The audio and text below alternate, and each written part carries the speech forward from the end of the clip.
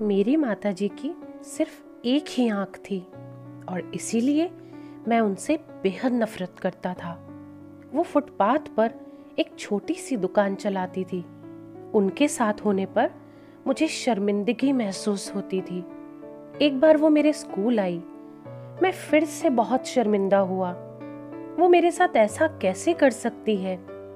अगले दिन स्कूल में सबने मेरा बहुत मजाक उड़ाया। मैं चाहता था कि मेरी माँ इस दुनिया से गायब हो जाए। मैंने उनसे कहा, माँ, तुम्हारी दूसरी आंख क्यों नहीं है? तुम्हारी वजह से हर कोई मेरा मजाक उड़ाता है। तुम मर क्यों नहीं जाती?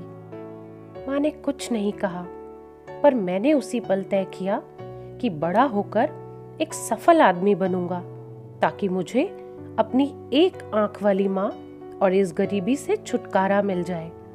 उसके बाद मैंने बहुत मेहनत से पढ़ाई की। माँ को छोड़कर मैं बड़े शहर आ गया, यूनिवर्सिटी की डिग्री ली, शादी की, अपना घर खरीदा, बच्चे हुए और मैं सफल व्यक्ति बन गया।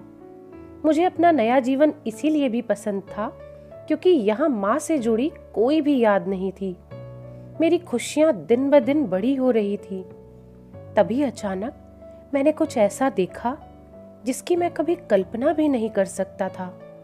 सामने मेरी माँ खड़ी थी, आज भी अपनी एक आंख के साथ। मुझे लगा मेरी पूरी दुनिया फिर से बिखर रही है। मैंने उनसे पूछा, आप कौन हो? मैं आपको नहीं जानता। आपकी यहाँ आने की हिम्मत कैसे हुई? मेरी माँ ने जवाब दिया, माफ करना, लगता है कि मैं गलत पते पर आ गई हूँ। वो चली गई और मैं यह सोचकर खुश हो गया कि उन्होंने मुझे पहचाना नहीं।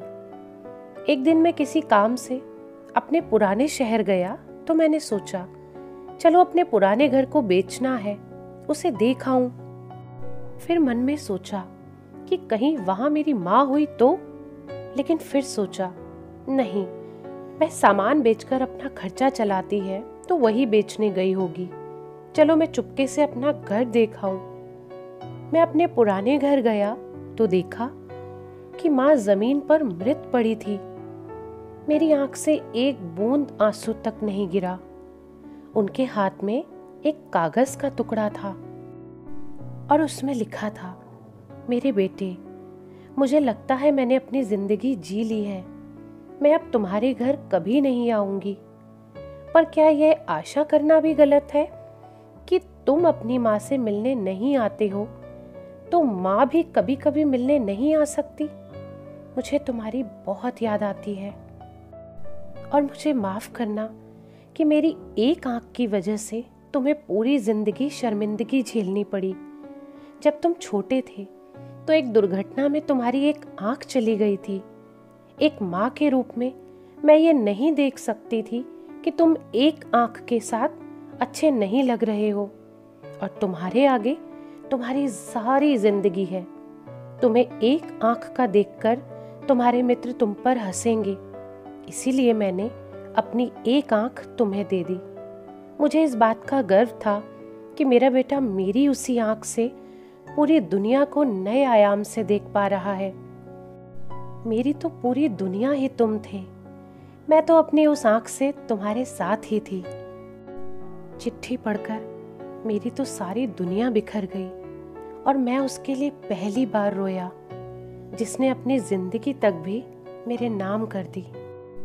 तो दोस्तों, किसी ने सच ही कहा है कि ऊपर जिसका अंत नहीं उसे आसमां कहते हैं और जमीन पर जिसका अंत नहीं उसे माँ कहते हैं। तो ये कहानी आपको कैसी लगी कमेंट करके ज़रूर बताइएगा और इसी तरह की और प्रेरणादायक कहानियाँ सुनने के लिए इस चैनल को सब्सक्राइब करें।